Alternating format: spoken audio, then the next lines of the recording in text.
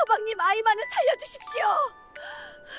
눈보라가 몰아치는 깊은 산속이었습니다.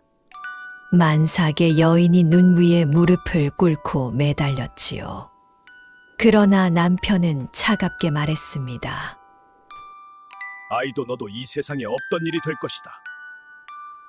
그리고 그는 돌아섰습니다. 사람 하나 없는 산속에 버려진 여인은 떨리는 손으로 작은 은방울 하나를 꺼냈습니다. 그런데 그 은방울이 울리자 어둠 속에서 수십 개의 횃불이 산을 타고 올라오기 시작합니다. 이야기 시작 전 구독과 좋아요를 눌러주신다면 저에게 큰 힘이 됩니다. 조선 깊은 산맥 사이에 자리 잡은 금광마을이 있었습니다.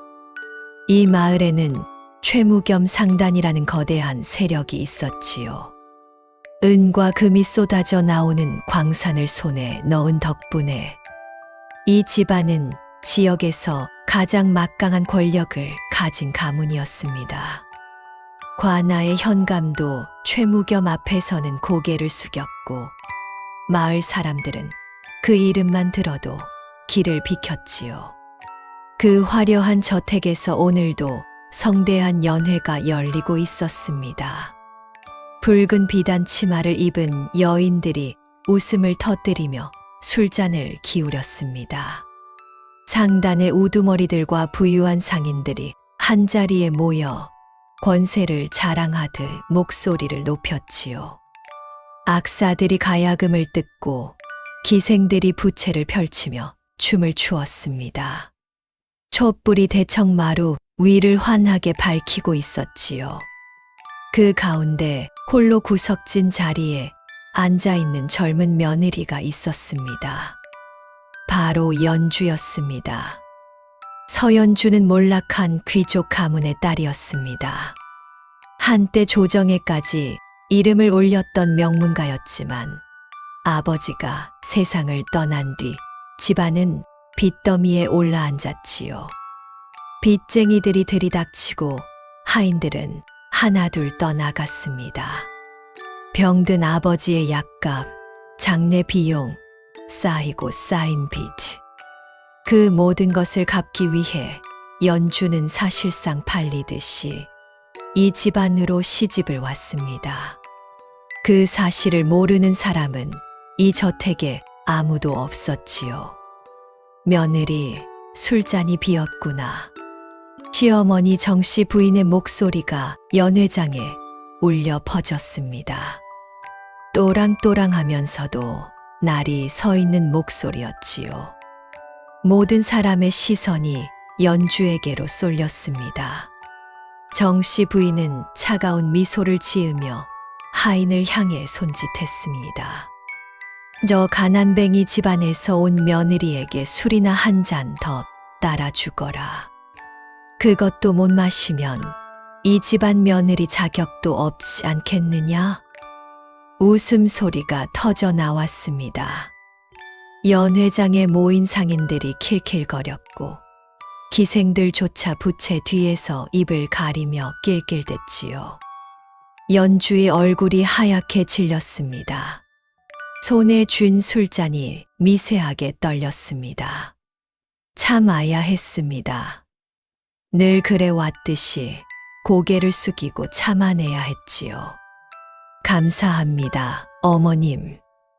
연주는 떨리는 손으로 술잔을 들어 올렸습니다. 술이 목구멍을 타고 내려갔습니다. 맵고 쓴 맛이 속을 긁었지요.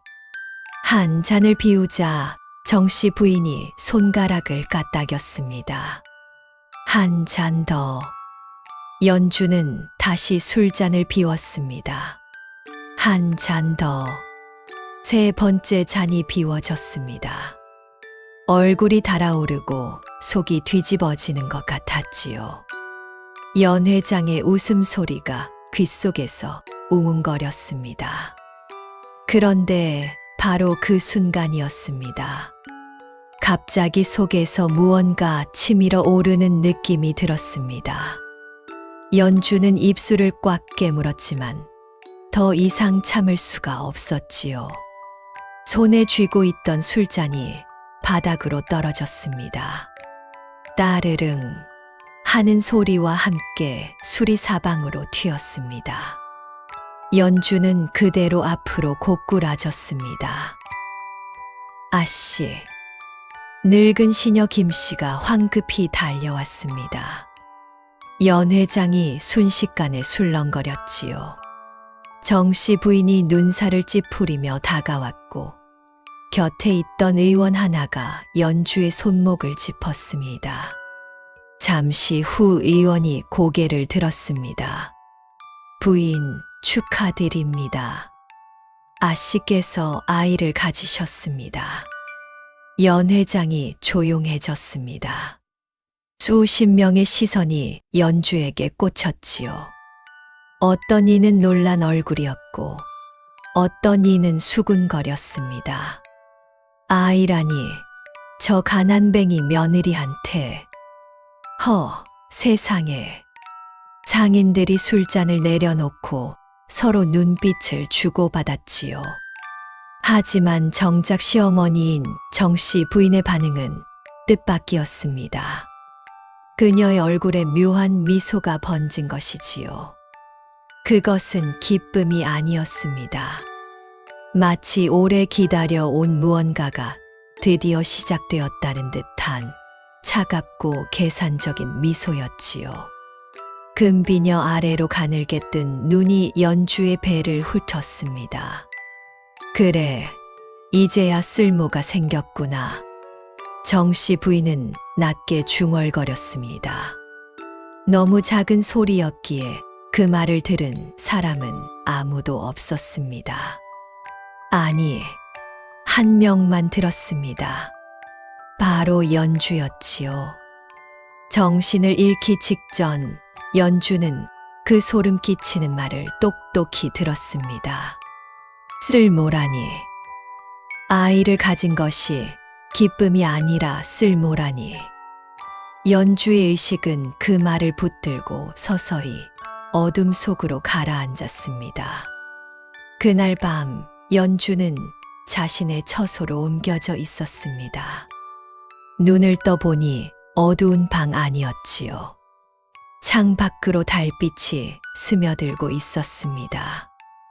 연주는 천천히 몸을 일으켜 앉았습니다. 배를 쓰다듬었지요. 아직 실감이 나지 않았습니다. 남편 최도현이 찾아올 줄 알았습니다. 아이를 가졌다는 소식을 들었으니 당연히 올 거라고 생각했지요. 하지만 밤이 깊어지도록 남편은 오지 않았습니다. 한 시즌이 지났습니다. 두 시즌이 지났지요. 멀리서 야경꾼의 딱딱이 소리만 들려왔습니다. 연주는 홀로 앉아 배를 쓰다듬었습니다. 그때 문 밖에서 작은 인기척이 들렸습니다. 늙은 시녀 김씨가 조심스럽게 문을 열고 들어왔습니다. 아씨, 김씨의 목소리는 떨리고 있었지요. 그녀는 주변을 살피더니 연주 곁으로 바짝 다가앉았습니다. 제가 말씀드려야 할지 말아야 할지 모르겠습니다만 연주가 김씨를 바라봤습니다. 김씨의 눈가가 붉게 부어 있었지요. 서방님께서요. 며칠째 밤마다 어디론가 나가십니다. 연주의 손이 멈췄습니다. 어디로요? 그건 소인도 모릅니다. 하지만 밤마다 말을 타고 어디론가 가시는 것은 분명합니다. 김 씨는 더 이상 말하지 않았습니다. 그저 고개를 숙인 채 물러났지요. 연주는 그날 밤 잠을 이룰 수 없었습니다. 창 밖의 달이 구름에 가리고 다시 나타나고 또다시 가려지는 것을 멍하니 바라봤지요. 남편의 얼굴이 떠올랐습니다. 결혼한 지 석 달이 되었지만 도현은 연주에게 따뜻한 말 한마디 건넨 적이 없었습니다. 처음부터 그랬지요. 혼인날 연주는 붉은 원삼을 입고 가마에 올랐습니다. 길 양쪽으로 구경꾼들이 늘어서 있었지요. 하지만 가마 안에서 연주의 눈에는 눈물이 고여 있었습니다. 아버지의 빚. 그것만 아니었다면 이 가마에 오르지 않았을 것입니다. 첫날 밤에도 도현은 무심했지요. 연주를 바라보는 그의 눈에는 아무런 감정이 없었습니다. 마치 새로 들여온 가구를 바라보듯 차갑고 무관심한 눈빛이었지요. 인사를 건네도 고개만 끄덕였고 말을 걸어도 짧은 대답만 돌아왔습니다. 피곤하니 먼저 주무시오. 그것이 첫날 밤 도현이 한 전부였지요. 그 이후로도 달라진 것은 없었습니다. 도현은 연주의 처소에 거의 오지 않았습니다. 같은 지붕 아래 살면서도 얼굴을 마주치는 것은 식사 때가 전부였지요. 밥상 앞에서도 눈을 마주치지 않았고 연주가 반찬을 놓아도 고맙다는 말 한마디 없었습니다. 다음 날 아침이 밝았습니다. 연주는 남편의 서재로 향했습니다. 혹시 무언가 단서가 있을지도 모른다는 생각이었지요. 도현은 일찍 나가고 없었습니다. 조용한 서재 안을 천천히 둘러봤습니다. 책상 위에는 장부가 펼쳐져 있었고 먹물이 마르지 않은 붓이 걸려 있었지요. 창가에 놓인 찻잔에서 아직 김이 올라오고 있었습니다. 방금 나간 것이었지요. 연주는 서재 안을 더 살폈습니다. 책꽂이, 벼루, 두루마리들. 별다른 것이 보이지 않았습니다. 돌아서려는 순간이었지요. 발끝에 무언가 걸렸습니다. 연주는 몸을 숙여 그것을 집어들었습니다. 은으로 만든 작은 비녀였습니다. 화려한 문양이 새겨진 값비싼 물건이었습니다. 봉황 머리에 작은 보석이 박혀 있었지요. 이 정도 비녀라면 상당한 집안의 여인이 쓰는 것이었습니다. 연주는 그 비녀를 손에 쥔 채 서 있었습니다. 이것은 자신의 것이 아니었지요. 저녁 무렵 도현이 돌아왔습니다. 연주는 떨리는 손으로 그 비녀를 내밀었습니다. 서방님, 이것이 무엇입니까? 도현은 비녀를 힐끗 보더니 무심하게 대답했지요. 당신 것 아니요? 제 것이 아닙니다. 그럼 하인이 떨어뜨린 것이겠지. 도현은 더 이상 대꾸하지 않았습니다. 그의 얼굴에는 아무런 동요도 없었지요. 연주를 바라보지도 않았습니다. 그저 책상 앞에 앉아 장부를 펼칠 뿐이었습니다. 서방님, 더 할 말이 없으면 나가 보시오. 바쁘니. 연주는 그 순간 알았습니다. 남편이 자신에게 거짓말을 하고 있다는 것을 말이지요. 하인이 쓸 수 있는 비녀가 아니었습니다. 봉황 문양에 보석이 박힌 은비녀를 어느 하인이 갖고 다니겠습니까? 연주는 비녀를 품에 넣고 조용히 서재를 나왔습니다. 복도를 걸으며 연주는 생각했지요. 밤마다 어디론가 나가는 남편, 서재에 떨어져 있던 다른 여인의 비녀, 그리고 임신 소식을 듣고도 찾아오지 않았던 밤. 이 집안에 시집 온 뒤 단 한 번도 받아보지 못한 따뜻한 눈길. 모든 것이 하나로 이어지는 것 같았습니다.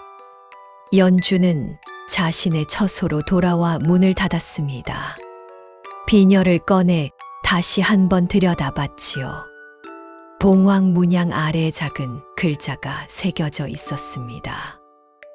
박포. 성씨를 새긴 것이었지요.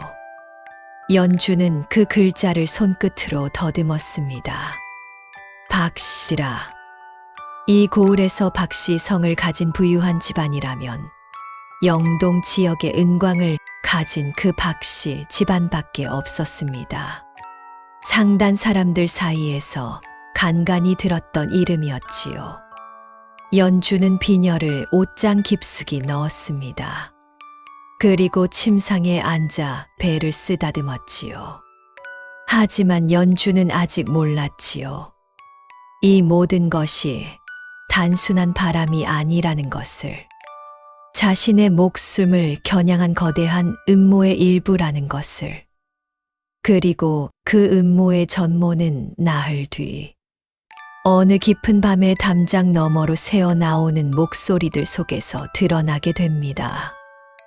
그날 밤이었습니다. 연주는 잠자리에 누웠지만 좀처럼 잠이 오지 않았지요.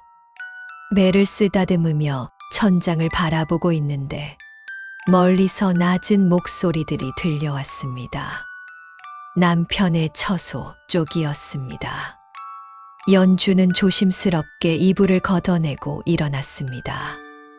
맨발로 복도를 지나 담장 뒤로 다가갔지요.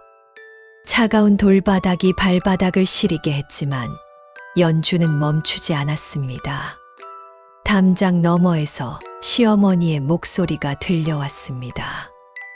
박씨 집안과의 혼인은 언제쯤 치를 수 있겠느냐? 연주의 숨이 멈췄지요. 아직은 때가 아닙니다. 지금 아내가 아이를 가졌으니. 도현의 목소리였습니다. 그러니 더 서둘러야 하지 않겠느냐? 박씨 집안은 우리에게 영동 지역 은광 3곳을 가져다 줄 것이다. 지금 그 천한 것과 아이가 무슨 소용이냐? 연주는 담장의 등을 기댄 채 손으로 입을 막았습니다. 심장이 너무 세게 뛰어서 그들이 들을까봐 두려웠지요. 만삭이 되면 산속에서 처리하면 되지 않겠습니까? 도현의 목소리는 너무나 차갑고 냉정했습니다. 그래, 그렇게 하거라. 연주는 그 자리에서 무릎이 꺾일 뻔했습니다. 손으로 입을 틀어막고 비틀거리며 자신의 처소로 돌아왔지요. 방문을 닫고 그대로 주저앉았습니다. 온몸이 떨렸습니다. 만삭이 되면 산속에서 처리하면 되지 않겠습니까? 그 말이 귓가에서 떠나지 않았습니다. 벽에 기대앉은 채 2팔로 배를 끌어안았지요. 눈가가 뜨거워졌고 참았던 눈물이 볼을 타고 주르륵 흘러내렸습니다. 나흘째 되는 밤이었습니다. 연주는 또다시 낮은 목소리들을 들었지요. 이번에는 남편의 서재 쪽에서였습니다. 평소보다 많은 사람들이 모인 것 같았습니다. 연주는 조용히 이불을 걷어내고 일어났지요. 맨발로 복도를 지나 서재 뒤편 담장으로 다가갔습니다. 담장 그늘에 몸을 숨기자 안에서 나오는 대화가 또렷하게 들려왔습니다. 도련님, 박씨 집안에서 독촉이 심합니다. 혼인 날짜를 정해야 한다고 합니다. 상단의 우두머리로 보이는 남자의 목소리였지요. 알고 있소. 하지만 지금 아내가 아이를 가졌으니 함부로 움직일 수는 없지 않소. 도현의 목소리가 들렸습니다. 그러니 더 문제가 아니겠습니까? 박씨 집안과 혼인을 맺으면 영동 지역 은광 3곳이 우리 손에 들어옵니다. 지금 그 천한 것과 뱃속의 아이가 무슨 소용입니까? 말을 조심하시오. 도현이 낮게 말했습니다. 하지만 그것은 아내를 지키려는 목소리가 아니었지요. 오히려 귀찮다는 듯한 형식적인 제지였습니다. 잠시 침묵이 흘렀습니다. 연주는 담장의 등을 기댄 채 귀를 기울였지요. 가슴이 두근거리는 소리가 너무 커서 손으로 가슴을 눌렀습니다. 사실은 도현의 목소리가 다시 들렸습니다. 처음부터 그럴 계획이었소. 무슨 말씀이십니까? 아이를 갖게 한 뒤 적당한 시기에 사고로 처리하려던 것이었소. 그래야 박씨 집안에도 세상 사람들에게도 떳떳하지 않겠소. 연주의 손이 떨렸습니다. 입술을 깨물었지만 몸의 떨림은 멈출 수 없었지요. 현명하신 결정입니다. 그렇다면 언제쯤? 만삭이 되면 산속 별장으로 보낸다는 핑계를 대겠소. 그곳에서 조용히 처리하면 되지 않겠소. 과연 역시 도련님이십니다. 웃음소리가 들렸습니다. 낮고 음침한 웃음이었지요. 연주는 그 자리에서 주저앉을 뻔했습니다. 무릎에 힘이 풀렸습니다. 처음부터 계획된 일이었다니. 그 말에 온몸이 얼어붙는 것 같았지요. 다음 날 해질 무렵 연주는 남편의 뒤를 밟기로 했습니다. 도현은 말을 타고 저택을 나섰지요. 연주는 멀리서 그 뒤를 따랐습니다. 어두워지는 길을 조심스럽게 걸었습니다. 도현이 향한 곳은 마을 외곽의 한적한 정자였지요. 달빛 아래 그곳에는 이미 한 여인이 서 있었습니다. 화려한 비단옷을 입은 젊고 아름다운 여인이었지요. 연주는 나무 뒤에 몸을 숨기고 그들을 지켜봤습니다. 늦으셨군요. 여인이 도현에게 다가가며 말했습니다. 그 목소리에는 교태가 섞여 있었지요. 미안하오. 집안일이 복잡해서. 도현이 여인의 손을 잡았습니다. 연주는 그 장면을 보며 입술을 깨물었지요. 입안에서 피 맛이 났습니다. 그 천한 것 때문이지요? 여인이 비웃듯 말했습니다. 박가씨, 말을 조심하시오. 조심은요? 언제까지 그 가난뱅이 며느리를 집안에 두실 건가요? 저와의 혼인은 언제 치르실 건지요? 곧 처리할 것이오. 조금만 참으시오. 도현이 여인의 어깨를 감쌌습니다. 두 사람은 그렇게 달빛 아래 서 있었지요. 박씨 딸이었습니다. 비녀에 새겨져 있던 그 박포자의 주인이. 연주는 그 자리에서 돌아서고 싶었지만 발이 떨어지지 않았습니다. 배가 뒤틀리듯 아팠지요. 손으로 배를 움켜쥐었습니다. 아이가 발로 차는 것 같았습니다. 간신히 정신을 붙들고 연주는 비틀거리며 그곳을 빠져나왔지요. 저택으로 돌아온 연주는 자신의 처소 문을 닫고 그대로 주저앉았습니다. 숨이 제대로 쉬어지지 않았지요. 가슴이 터질 것 같았습니다. 한참을 그렇게 앉아 있다가 연주는 떨리는 손으로 옷장을 열었습니다. 맨 안쪽 속적삼 사이에 작은 천 주머니가 있었지요. 연주는 그것을 꺼내 조심스럽게 풀었습니다. 작은 은방울이 손바닥 위에 떨어졌지요. 달빛을 받아 은은하게 빛나는 손가락 한 마디만 한 작은 방울이었습니다. 연주는 그 은방울을 쥔 채 눈을 감았습니다. 어린 시절의 기억이 떠올랐지요. 6살 때였습니다. 아버지는 연주를 무릎에 앉히고 이 은방울을 건네주었지요. 연주야, 이것을 잘 간직하거라. 이게 뭐예요, 아버지? 이건 아주 특별한 물건이란다. 내가 위험에 처했을 때 이 방울을 흔들어라. 그러면 아버지 사람들이 달려올 것이다. 아버지 사람들이요? 그래. 아버지에게는 많은 사람들이 있단다. 하지만 지금은 그들을 보여줄 수 없어. 언젠가 내가 정말 위험할 때 이 방울이 너를 지켜줄 것이다. 아버지는 그렇게 말하며 연주의 손을 꼭 쥐었지요. 절대 잃어버리지 마라. 그리고 아무에게도 보여주지 마라. 알겠느냐? 네, 아버지. 그것이 아버지와 나눈 마지막 대화 중 하나였습니다. 연주는 눈을 떴습니다. 손 안에 은방울이 차갑게 식어 있었지요. 하지만 아버지는 돌아가셨는데, 이제 아버지 사람들도 없을 텐데, 연주는 중얼거렸습니다. 은방울을 다시 천주머니에 넣으려는 순간, 밖에서 발소리가 들렸지요. 문이 열렸습니다. 도현이 들어왔습니다. 아직 안 주무셨소.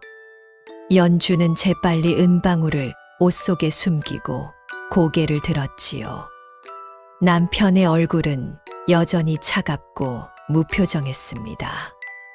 내일 새벽 일찍 준비를 하시오. 어디를 가는 겁니까? 산속 별장으로 갈 것이오. 몸이 무거우니 공기 좋은 곳에서 며칠 쉬는 것이 좋겠소. 연주의 온몸이 얼어붙었습니다. 산속 별장. 나흘 전 담장 너머로 들었던 그 말이 머릿속을 관통했지요. 만삭이 되면 산속 별장으로 보낸다는 핑계를 대겠소. 그곳에서 조용히 처리하면 되지 않겠소. 지금 당장 말입니까? 그렇소. 새벽에 가마를 준비하겠소. 도현은 그 말을 남기고 돌아섰습니다. 문이 닫혔지요. 연주는 떨리는 손으로 배를 감싸 안았습니다. 시작되었습니다.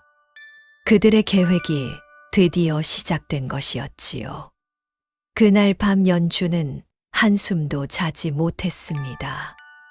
창 밖으로 어둠이 서서히 걷히고 새벽녘에 차가운 기운이 방 안으로 스며들었지요. 멀리서 달구는 소리가 들려왔습니다. 문 밖에서 인기척이 들렸습니다. 하인들이 분주하게 움직이는 발소리였지요. 마당에서 가마를 준비하는 소리가 울려 퍼졌습니다. 연주는 떨리는 손으로 옷을 여미고 일어났습니다. 거울 앞에 선 자신의 얼굴은 하얗게 질려 있었지요. 입술에는 피가 없었습니다. 아씨, 준비하셔야 합니다. 늙은 시녀 김씨가 들어왔습니다. 그녀의 눈가가 붉게 부어 있었지요. 밤새 울었던 것 같았습니다. 김씨, 연주가 그녀의 손을 잡았습니다. 아씨, 제발 조심하십시오. 김씨는 그 말만 남기고 고개를 돌렸지요. 더 이상 말할 수 없다는 듯 입술을 꽉 다물었습니다. 마당으로 나서자 차가운 새벽 공기가 얼굴을 때렸습니다. 붉은 비단으로 장식된 가마가 대문 앞에 서 있었지요. 하인 둘이 가마 옆에서 고개를 숙이고 서 있었습니다. 저택 대청 위에서 시어머니 정씨 부인이 내려다보고 있었지요. 그녀의 얼굴에는 차갑고도 만족스러운 미소가 걸려 있었습니다. 마치 오래 기다려 온 일이 드디어 이루어진다는 듯한 표정이었지요. 잘 다녀오너라. 정씨 부인이 말했습니다. 하지만 그것은 인사가 아니었지요. 오히려 마지막 작별처럼 들렸습니다. 연주는 입술을 깨물었습니다. 촉적삼 안쪽에서 은방울이 들어있는 천 주머니에 무게가 느껴졌지요. 연주는 대청 위를 한 번 더 올려다본 뒤 가마 안으로 들어갔습니다. 도현이 말에 올랐습니다. 그는 연주를 향해 한 번도 고개를 돌리지 않았지요. 그저 앞만 바라본 채 고삐를 잡았습니다. 출발하거라. 도현의 명령이 떨어졌습니다. 가마가 천천히 움직이기 시작했지요. 뒤돌아보니 저택의 모든 사람들이 대문 앞에 서 있었습니다. 하지만 아무도 손을 흔들지 않았지요. 아무도 잘 다녀오라고 말하지 않았습니다. 모두가 그저 조용히 마치 장례 행렬을 배웅하듯 서 있을 뿐이었습니다. 처음에는 평탄한 길이었지요. 마을을 지나고 논밭을 지나갔습니다. 아침 일찍 일어난 농부 몇이 길가에서 허리를 굽히고 있었습니다. 하지만 해가 중천에 이르자 길은 달라지기 시작했지요. 평지가 끝나고 산길로 접어들었습니다. 가마가 흔들리기 시작했지요. 연주는 가마 안에서 밖을 내다봤습니다. 주변에 나무들이 점점 울창해졌습니다. 사람 사는 집들은 하나둘 사라지고 이제는 산과 숲만 보였지요. 서방님, 연주가 가마 밖을 향해 조심스럽게 불렀습니다. 별장이 이렇게 깊은 산 속에 있습니까? 도현은 대답하지 않았지요. 그저 말을 몰아 앞으로 나아갈 뿐이었습니다. 오시가 지나자 하늘이 어두워지기 시작했습니다. 구름이 몰려들었지요. 바람이 차갑게 불어왔습니다. 날씨가 이상합니다, 도련님. 하인 하나가 걱정스러운 목소리로 말했습니다. 계속 가거라. 도현의 대답은 짧았지요. 바람이 점점 거세졌습니다. 나뭇가지들이 흔들리며 부스럭거리는 소리가 사방에서 들려왔지요. 그러더니 갑자기 하얀 것들이 하늘에서 떨어지기 시작했습니다. 눈이었습니다. 처음에는 가늘게 날리던 눈발이 점점 굵어졌지요. 바람과 함께 눈보라가 몰아쳤습니다. 도련님, 가는 길을 잃겠습니다. 하인이 다시 말했지요. 조금만 더 가면 된다. 도현은 고집스럽게 말을 몰았습니다. 연주는 가마 안에서 떨고 있었지요. 춥기도 했지만 무엇보다 두려웠습니다. 이 길의 끝에 무엇이 기다리고 있는지 알 것 같았습니다. 마을을 떠난 지 반나절이 지났을 무렵 길 옆에 작은 주막 하나가 보였지요. 이곳이 사람이 사는 마지막 곳인 듯했습니다. 주막 주인이 밖으로 나왔지요. 눈보라 속에서 가마를 보더니 눈을 크게 떴습니다. 이 날씨에 어디로 가시는 겁니까? 더 올라가면 사람 사는 곳이 없습니다. 도현은 대답하지 않고 그냥 지나쳤지요.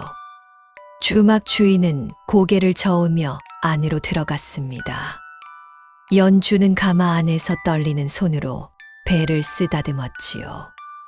미안하구나. 엄마가 너를 지켜주지 못해서. 작은 목소리로 중얼거렸습니다. 길은 점점 가팔라졌습니다. 가마를 맨 하인들의 숨소리가 거칠어졌지요. 연주는 가마 문을 조금 열고 밖을 내다봤습니다. 서방님, 연주가 다시 불렀습니다. 목소리가 떨렸지요. 저를 사랑하신 적이 있습니까? 침묵이 흘렀습니다. 눈보라 소리만 들렸지요.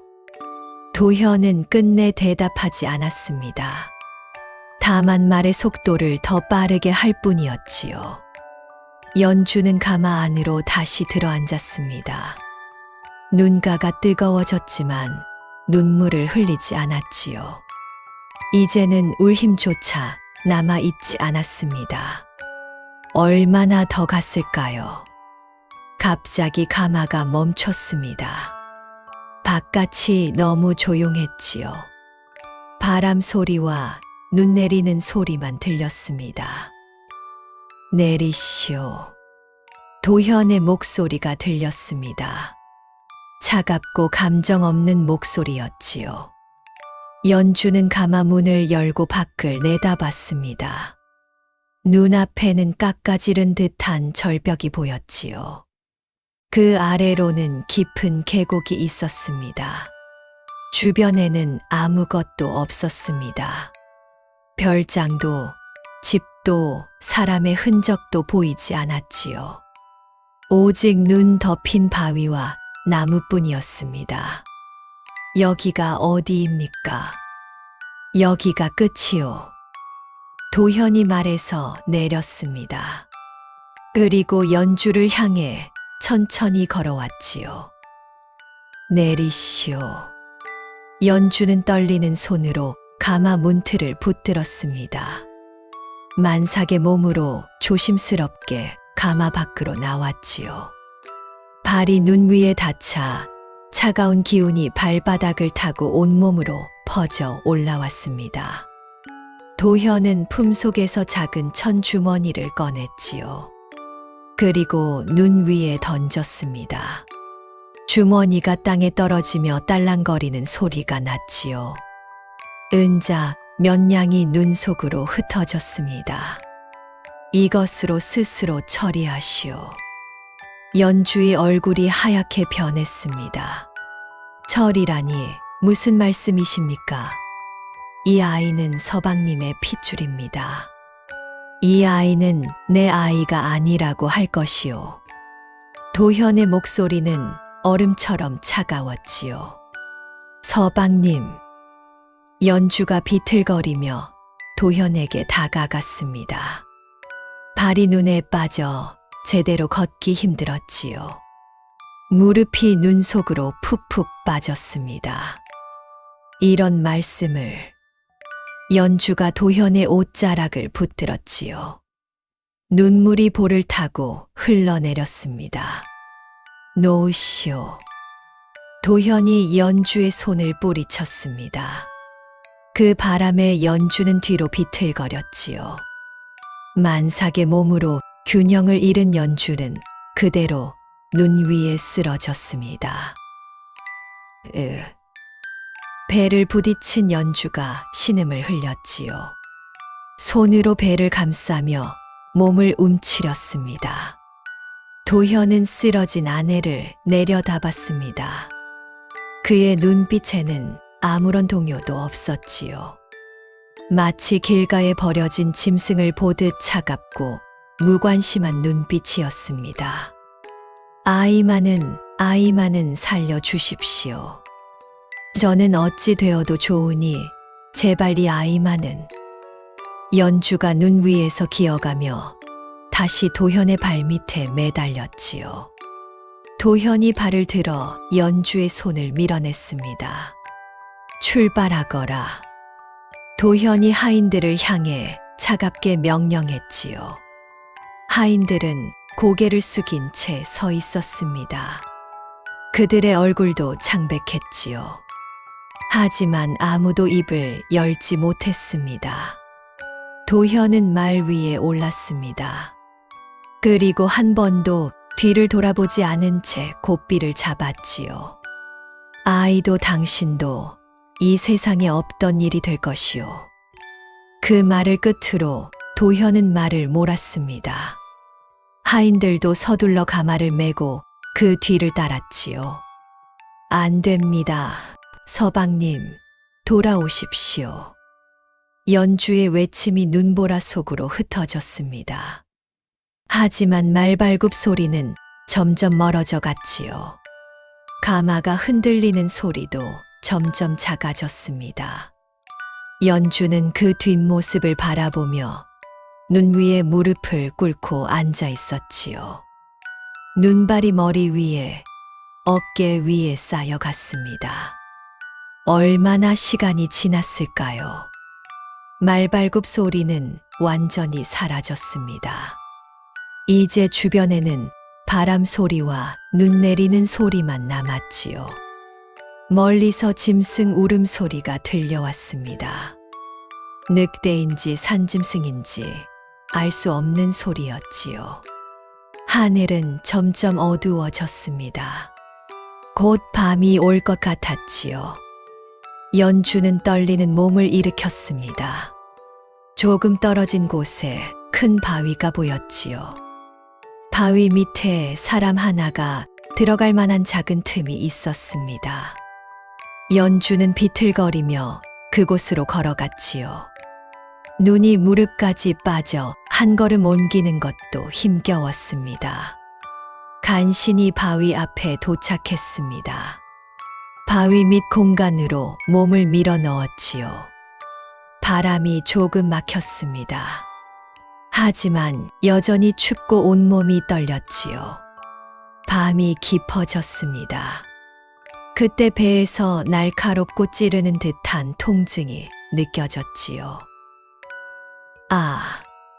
안 돼. 진통이었습니다. 아이가 나오려는 것이었지요. 아직은 안 돼. 조금만 참아라. 연주는 배를 쓰다듬으며 중얼거렸습니다. 하지만 통증은 점점 심해졌지요. 눈앞이 흐려졌습니다. 의식이 점점 멀어지는 것 같았습니다. 그때 연주는 어렴풋이 누군가를 보았지요. 눈 내리는 바위 앞에 서 있는 사람의 형체가 보였습니다. 아버지. 그것은 오래전에 돌아가신 아버지의 모습이었지요. 연주야, 은방울. 잊지 않았느냐? 아버지의 목소리가 들리는 것 같았습니다. 연주는 화들짝 정신을 차렸지요. 주변을 둘러봤습니다. 아무도 없었습니다. 환각이었지요. 하지만 아버지의 말이 머릿속에 맴돌았습니다. 은방울. 연주는 떨리는 손으로 속적삼을 더듬었습니다. 그리고 그 안에서 작은 천 주머니를 꺼냈지요. 주머니를 열자 작은 은방울이 손바닥 위로 떨어졌습니다. 마지막 힘을 다해 연주는 은방울을 흔들었지요. 딸랑, 딸랑. 맑고 청한 소리가 눈 덮인 산속으로 울려 퍼졌습니다. 바위와 나무 사이를 타고 흐르며 계곡 아래로 길게 울려 퍼졌지요. 연주는 떨리는 손으로 은방울을 계속 흔들었습니다. 손가락이 얼어붙어 감각이 없었지만 멈출 수 없었지요. 이것이 마지막 희망이었습니다. 한참을 흔들고 나서야 연주는 손을 멈췄지요. 귀를 기울였습니다. 하지만 들리는 것은 바람 소리뿐이었습니다. 아무도 안 오는구나. 아버지가 돌아가신 지 벌써 10여 년이 지났지요. 아버지가 말했던 사람들이 정말 존재하는지 아니면 그저 어린 딸을 위로하려던 거짓말이었는지 알 수 없었습니다. 그때 뱃속에서 아이가 다시 발로 찼습니다. 강하게 힘차게 어머니를 깨우듯이. 연주의 눈이 번쩍 떠졌지요. 그래, 살아야 한다. 나는 죽어도 이 아이는 살려야 한다. 바로 그때였습니다. 바람 소리에 섞여 무언가 다른 소리가 들렸지요. 연주는 고개를 들었습니다. 귀를 기울였지요. 말발굽 소리였습니다. 처음에는 착각인 줄 알았습니다. 하지만 그 소리는 점점 분명해졌지요. 저 멀리 산 아래에서 작은 불빛이 보였습니다. 하나가 아니었지요. 둘, 셋, 넷. 붉은 불빛들이 점점 늘어나고 있었습니다. 횃불이었습니다. 연주는 떨리는 손으로 입을 막았지요. 불빛들은 천천히 움직이고 있었습니다. 산길을 따라 위로 올라오고 있었지요. 사람들의 외치는 소리도 희미하게 들려왔습니다. 아씨를 찾아라. 연주는 마지막 힘을 다해 다시 은방울을 꺼냈지요. 그리고 흔들었습니다. 딸랑, 저쪽이다. 아씨께서 저쪽에 계신다. 말들이 빠르게 달려오는 소리가 들렸습니다. 횃불빛이 점점 밝아졌지요. 연주는 그 빛을 바라보며 그대로 눈 위에 쓰러졌습니다. 마지막으로 들린 것은 사람들의 외침이었지요. 아씨를 찾았다. 그리고 연주는 그대로 정신을 잃었습니다. 말발굽 소리가 가까이 다가왔습니다. 눈 쌓인 땅을 힘차게 박차는 소리였지요. 횃불빛이 눈 위에 쓰러진 연주의 얼굴을 비췄습니다. 아씨, 거친 목소리가 울렸지요. 말에서 내린 사내 하나가 연주에게 달려왔습니다. 그 뒤로 수십 명의 사람들이 줄지어 도착했지요. 모두 검과 창으로 무장한 사내들이었습니다. 선두에 섰던 사내가 연주 앞에서 무릎을 꿇었습니다. 백발의 노인이었지만 등은 고닫지요. 왼쪽 볼에 오래된 칼 흉터가 있었습니다. 그는 조심스럽게 연주의 어깨를 흔들었지요. 아씨, 정신 차리십시오. 연주는 희미하게 눈을 떴습니다. 시야가 흐릿했지요. 횃불빛이 너무 밝아 눈이 부셨습니다. 누구십니까? 가느다란 목소리가 새어나왔지요. 그 순간 모든 사내들이 일제히 무릎을 꿇었습니다. 눈 내리는 산속에서 수십 명의 무사들이 한꺼번에 고개를 숙였지요. 아씨를 뵙습니다. 우렁찬 목소리가 산을 울렸습니다. 의원, 어서 아씨를 살펴라. 선두의 사내가 외쳤지요. 뒤쪽에서 한약 상자를 든 늙은 의원이 황급히 달려왔습니다. 의원은 연주의 손목을 짚고 맥을 살폈지요. 태기가 매우 불안합니다. 당장 따뜻한 곳으로 옮겨야 합니다. 사람들이 분주하게 움직였습니다. 연주의 몸을 담요와 모피로 감쌌지요. 들것에 조심스럽게 옮겨 산길을 내려가기 시작했습니다. 한 시즌쯤 갔을까요? 선두의 사내가 손을 들어 일행을 멈췄지요. 깎아지른 절벽 아래였습니다. 겉으로 보기에는 그저 바위벽일 뿐이었지요.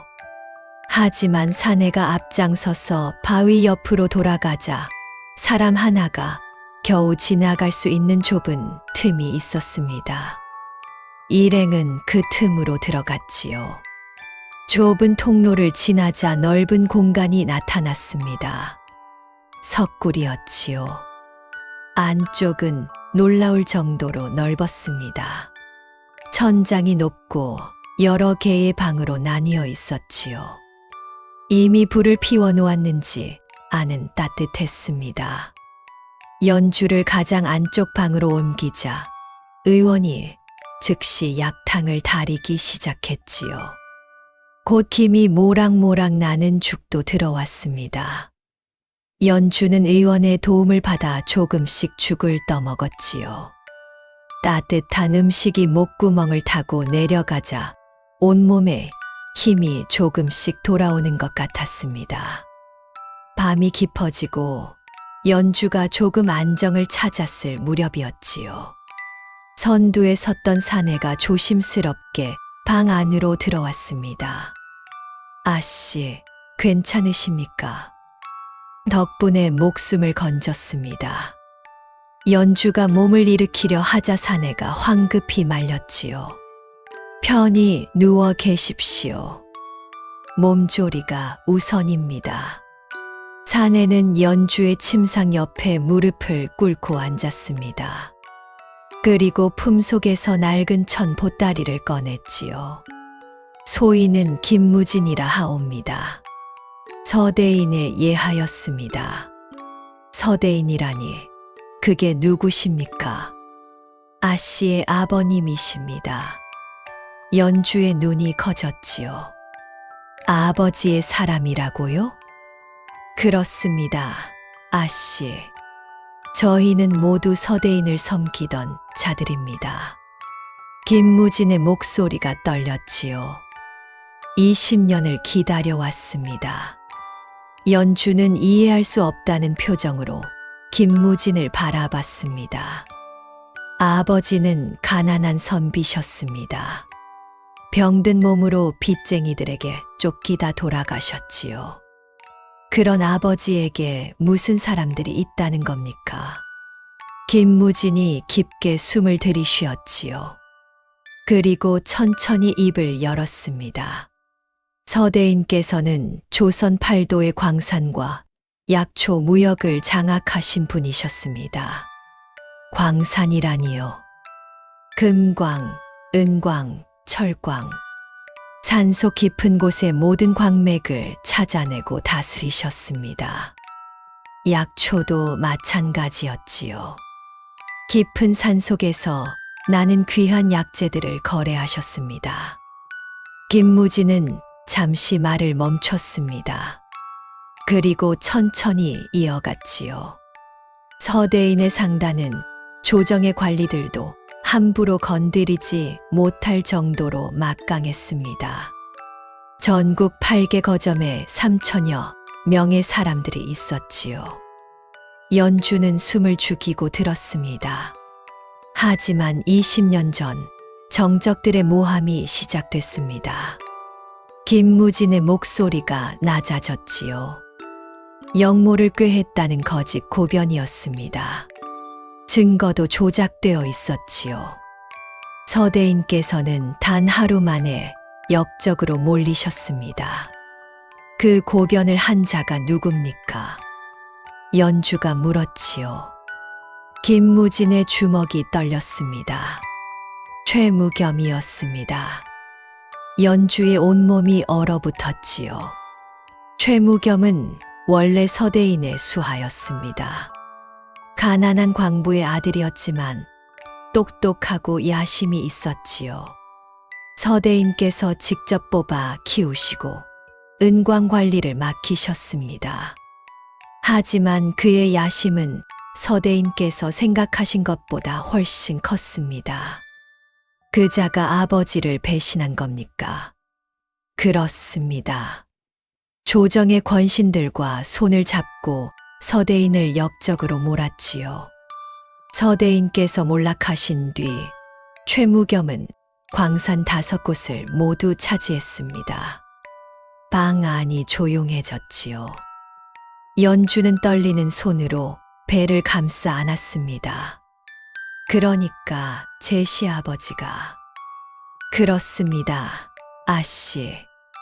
아씨를 버린 최도현의 아버지가 바로 서대인을 배신한 최무겸입니다. 모든 것이 연결되었지요. 자신이 왜 그 집안으로 시집 갔는지, 왜 그들이 자신을 죽이려 했는지, 그들은 저를 알아본 겁니까? 처음에는 몰랐을 것입니다. 하지만 결혼 후 무언가 눈치챘을 가능성이 있지요. 서대인의 혈육이 살아있다는 것을 알았다면 그들로서는 제거할 수밖에 없었을 것입니다. 언젠가 진실이 밝혀지면 모든 것을 잃을 테니까요. 김무진은 보따리에서 봉인된 편지를 꺼냈지요.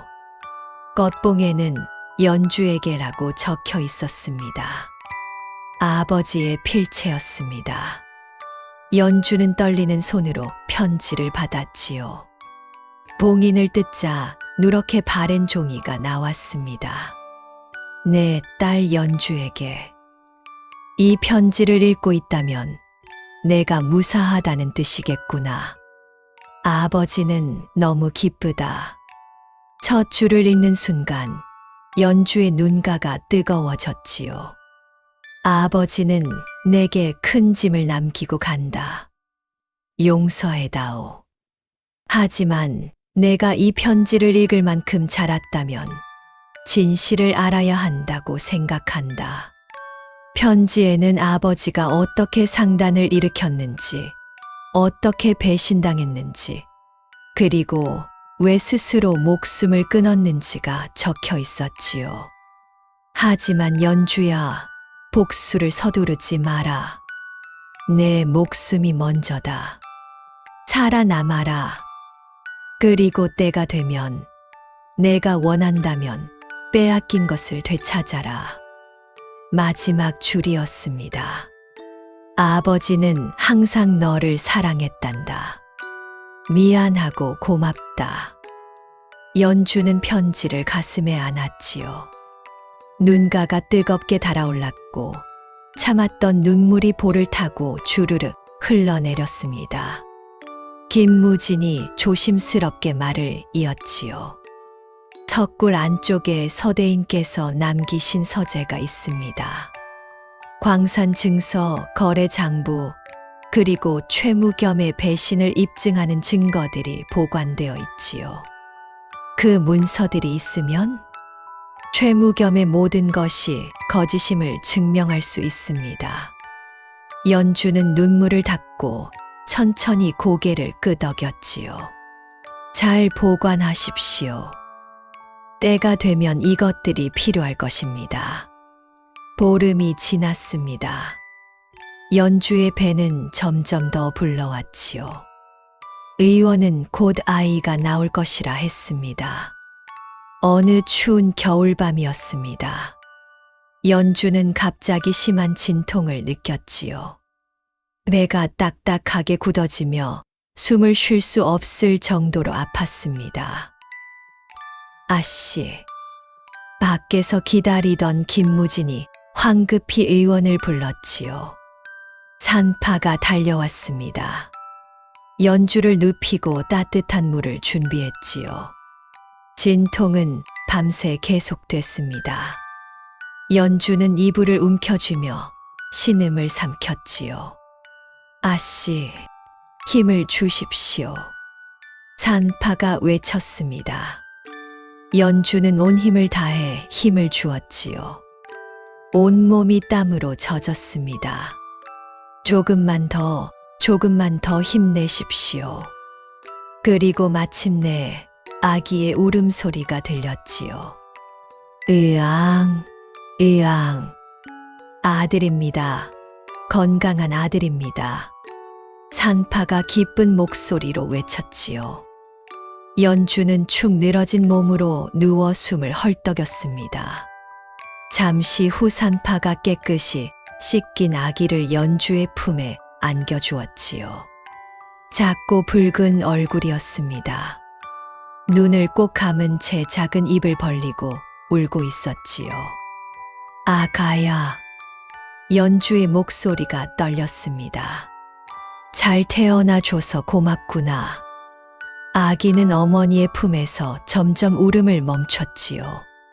작은 손가락이 연주의 손을 움켜쥐었습니다. 연주는 아기를 내려다보며 조용히 말했지요.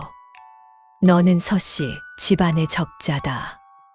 너의 할아버지는 이 나라의 산맥을 다스렸던 분이시다. 아기가 작게 숨을 쉬었습니다.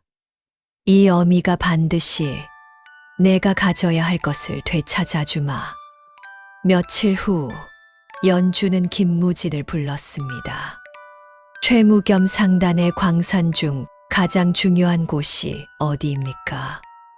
북쪽 산맥에 있는 은광입니다. 가장 많은 은이 나오는 곳이지요. 최무겸 상단 수입의 절반이 그곳에서 나옵니다. 그곳을 먼저 차단하십시오. 연주의 목소리는 차갑고 단호했지요. 조용히 아무도 모르게 그 은광을 우리가 장악하는 겁니다. 김무진의 눈빛이 변했습니다. 명을 받들겠습니다. 아씨. 연주는 창밖을 바라봤지요. 눈은 그쳤지만 하늘은 여전히 흐렸습니다. 저 멀리 산 너머에 최무겸 상단이 있었습니다. 자신을 죽이려 했던 그들이 있는 곳이었지요. 복수가 시작됩니다. 연주가 조용히 중얼거렸습니다. 그날 밤 김무진은 정예 무사 20명을 이끌고 석구를 떠났습니다. 모두 검은 옷을 입고 얼굴을 가렸지요. 말발굽에는 천을 감아 소리를 죽였습니다. 북쪽 은광까지는 이틀 거리였지요. 밤길을 재촉해 가던 일행은 이튿날 새벽 은광 근처 숲속에 도착했습니다. 은광은 깊은 산속에 자리 잡고 있었지요. 최무겸 상단의 깃발이 입구에 걸려 있었고 무장한 경비들이 지키고 있었습니다. 하지만 김무진은 미소를 지었지요. 그는 이곳을 너무나 잘 알고 있었습니다. 뒷길로 돌아가겠다. 김무진이 낮게 말했지요. 20년 전 서대인과 함께 이 광산을 처음 발견했던 사람이 바로 자신이었습니다. 광산 뒤편에는 아무도 모르는 작은 굴이 있었지요. 서대인이 비상구로 만들어둔 곳이었습니다. 김무진은 그 굴을 정확히 찾아냈습니다. 덤불과 낙엽에 덮여 있었지만 바위 틈새의 모양은 20년 전과 다르지 않았지요. 여기다. 일행은 조용히 굴 속으로 들어갔습니다.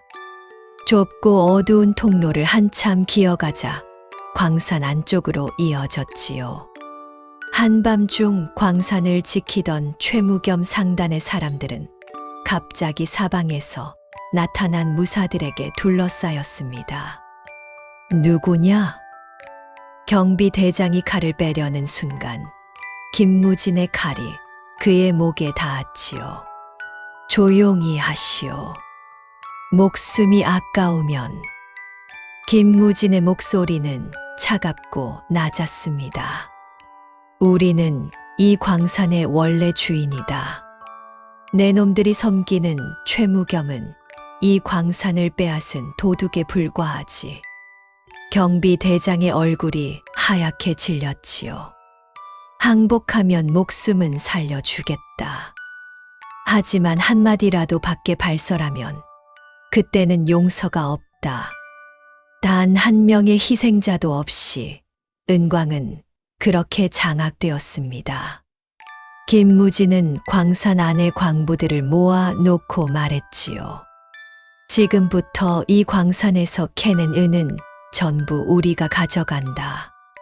최무겸 상단에는 광맥이 끊어졌다고 보고하라. 광부들은 고개를 끄덕일 수밖에 없었습니다. 칼을 든 무사 20명 앞에서 거부할 도리가 없었지요. 사흘 후 최무겸 상단의 본가에 급보가 날아들었습니다. 어르신, 큰일입니다. 상단의 관리인이 헐떡이며 달려왔지요. 최무겸은 대청에서 차를 마시다가 눈살을 찌푸렸습니다. 무슨 일이냐? 북쪽 은광에서 은이 나오질 않습니다. 뭐라고? 최무겸이 벌떡 일어났지요. 갑자기 광맥이 끊어졌다고 합니다. 아무리 파도 은이 나오질 않는다고. 최무겸의 얼굴이 굳었습니다. 그 은광은 상단 수입의 절반을 차지하는 곳이었지요. 당장 사람을 보내라. 무슨 일인지 확인하고 오라고 해. 관리인이 황급히 물러갔습니다. 대청에는 최무겸과 그의 아들 도현만 남았지요. 도현은 창백한 얼굴로 앉아 있었습니다. 이상합니다, 아버지. 갑자기 광맥이 끊어진다는 것이 말이 됩니까? 그것도 그렇구나. 최무겸이 턱을 쓸어내렸지요. 불길한 예감이 들었습니다. 은광에 보낸 사람들이 돌아왔지만 그들이 가져온 소식은 최악이었지요. 광산에 이상이 없습니다. 하지만 은이 전혀 나오지 않습니다. 말이 되느냐? 분명 광맥이 있는 곳인데. 최무겸이 소리쳤습니다. 하지만 광부들은 김무진의 무사들에게 입단속이 되어 있었지요. 목숨이 걸린 일이니 아무도 진실을 말하지 않았습니다. 그런데 불행은 거기서 끝나지 않았지요. 은광 장악이 성공한 뒤 연주는 두 번째 명을 내렸습니다. 약초 무역로를 끊으십시오. 어떻게 하면 되겠습니까? 김무진이 물었지요. 최무겸 상단과 거래하는 약초 상인들을 찾아가십시오. 그리고 우리가 더 좋은 조건을 제시하는 겁니다. 약재 가격을 2할 낮추고 운송비는 우리가 부담하겠다고 하십시오. 그 비용은 적지 않을 것입니다. 은광에서 나오는 은으로 충분합니다. 연주의 대답은 명쾌했지요. 김무진은 사람들을 전국 각지로 보냈습니다. 서대인의 옛 거래처들, 약초 상인들, 운송업자들을 하나하나 찾아갔지요. 우리는 서씨 상단의 후계자를 모시고 있소. 최무겸에게서 돌아서시오. 더 좋은 조건을 드리겠소. 처음에는 반신반의하던 상인들도 실제로 더 나은 조건이 제시되자 하나둘 마음을 돌렸지요. 특히 서대인 시절부터 거래했던 노상인들은 눈물을 흘리며 응했습니다. 서대인의 후계자가 살아 계셨다니 당연히 따르지요.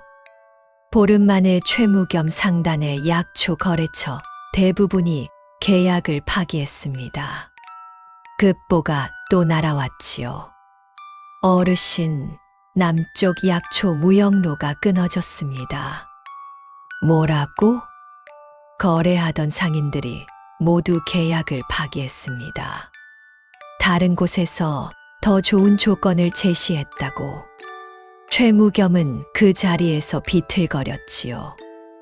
은광도 약초 거래도 한 달 사이에 2개의 기둥이 무너진 것이었습니다. 도대체 누가? 최무겸이 중얼거렸지요. 한 달 만에 최무겸 상단의 재산은 절반 가까이 줄어들었습니다. 은광에서 은이 안 나오고 약초 거래도 끊어지니 수입이 급격히 감소했지요. 상단의 관리인들이 모여 수근거렸습니다. 이상하지 않소. 갑자기 이런 일들이.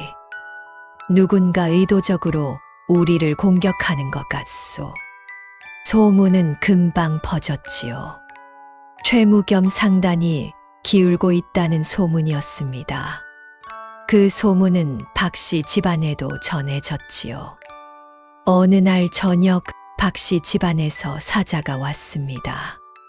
최 대감, 저희 어르신께서 말씀하셨습니다. 혼인 전에 귀상단의 재정 상태를 먼저 확인하고 싶다고. 최무겸의 입술이 굳게 다물어졌지요. 무슨 말씀이시오? 요즘 귀상단의 수입이 불안정하다는 소문을 들었습니다. 혼인은 중대한 일이니만큼 신중을 기해야 하지 않겠습니까? 그 말을 남기고 사자는 돌아갔습니다. 도현은 주먹을 쥐었지요. 손톱이 손바닥을 파고들었습니다. 며칠 후 박씨 집안에서 정식 서신이 날아왔습니다. 도현이 떨리는 손으로 봉투를 뜯었지요. 안에는 짧은 글귀만 적혀 있었습니다. 상황이 안정될 때까지 혼인을 미루고자 하오. 사실상 파혼 통보였지요. 도현은 그 서신을 구겨 던졌습니다. 온몸이 떨렸지요.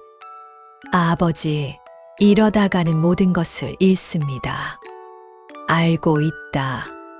최무겸이 힘없이 대답했습니다. 그의 얼굴은 수척하고 눈가에는 그늘이 드리워져 있었지요. 바로 그때 안채에서 비명 소리가 들렸습니다. 두 사람은 황급히 안채로 달려갔지요. 정씨 부인이 마루에 주저앉아 있었습니다. 어머니, 도현이 달려갔지요. 정씨 부인은 떨리는 손으로 무언가를 움켜쥐고 있었습니다. 도현이 보니 작은 나무 인형이었지요. 누군가 담장 너머로 던져 넣은 것이었습니다. 인형의 목에는 작은 종이가 매달려 있었지요. 김무진이 보낸 것이었습니다. 연주의 명이었지요. 아직 공격하지 마라. 하지만 그들이 불안하게 만들어라. 종이에는 단 한 줄만 적혀 있었습니다. 죽은 줄 알았느냐? 정씨 부인이 중얼거렸지요. 그 계집을 확실히 죽였어야 했는데. 도현의 얼굴이 더욱 하얗게 질렸습니다. 어머니, 설마 이 모든 일이 그것 때문일지도 모른다. 정씨 부인의 목소리는 떨리고 있었지요. 그 무렵 석굴 안에서는 연주가 김무진으로부터 보고를 받고 있었습니다. 은광 장악은 성공했습니다. 약초 무역로도 차단했지요. 최무겸 상단의 수입이 한 달 만에 절반으로 줄었습니다. 내부에서 동요가 시작됐습니다. 연주는 요람에 누운 아기를 내려다보며 조용히 고개를 끄덕였지요. 좋습니다. 하지만 이것은 시작일 뿐입니다. 다음은 무엇을 하시겠습니까? 연주는 잠시 생각했습니다. 그리고 입을 열었지요. 최무겸의 나머지 광산들 하나씩 압박해 들어가십시오. 완전히 빼앗지는 마십시오. 수입만 줄여놓으면 됩니다. 쥐어짜되 목줄은 죄지 마십시오. 왜 한 번에 끝내지 않으십니까? 서두르면 안 됩니다. 연주가 단호하게 말했지요. 아버지가 유서에 쓰셨습니다. 복수를 서두르지 마라. 최무겸이 스스로 무너지게 해야 합니다. 그래야 세상 사람들이 봅니다. 최무겸 상단이 빼앗은 것 위에 세워진 허울이었다는 것을. 김무진이 깊이 고개를 숙였지요. 아씨의 뜻을 따르겠습니다. 연주는 창밖을 바라봤습니다. 봄이 오고 있었지요. 눈이 녹기 시작했습니다. 석굴 앞의 나뭇가지에 작은 새싹이 돋아나고 있었지요. 요람에서 아기가 울음을 터뜨렸습니다. 연주는 아기를 안아 올렸지요. 작은 손이 연주의 턱을 더듬었습니다. 아가야, 봄이 오는구나. 연주가 조용히 속삭였지요. 봄이 오면 어미가 직접 움직일 것이다. 아기가 연주의 품에서 잠이 들었습니다. 연주는 아기를 요람에 내려놓고 석굴 구석에 걸어둔 검은 옷을 바라봤지요. 출산 후 한 달이 지나면 몸이 완전히 회복될 것이었습니다. 그때가 되면 더 이상 석굴에 숨어 있을 이유가 없었지요. 이제 직접 나설 때가 다가오고 있었습니다. 최무겸은 가만히 당하고 있을 사람이 아니었습니다. 은광이 멈추고 약초 거래가 끊어진 지 보름이 지나자 최무겸은 직접 움직이기 시작했지요. 상단에서 가장 날랜 첩자 5명을 불러 모았습니다. 은광 주변과 약초 거래처를 샅샅이 뒤져라. 누가 우리를 공격하는지 반드시 찾아내야 한다. 첩자들이 흩어졌지요. 그리고 열흘 후 한 명이 돌아왔습니다. 어르신, 은광에서 이상한 점을 발견했습니다. 뭐냐? 광산 뒤편 산등성이에 발자국이 있었습니다.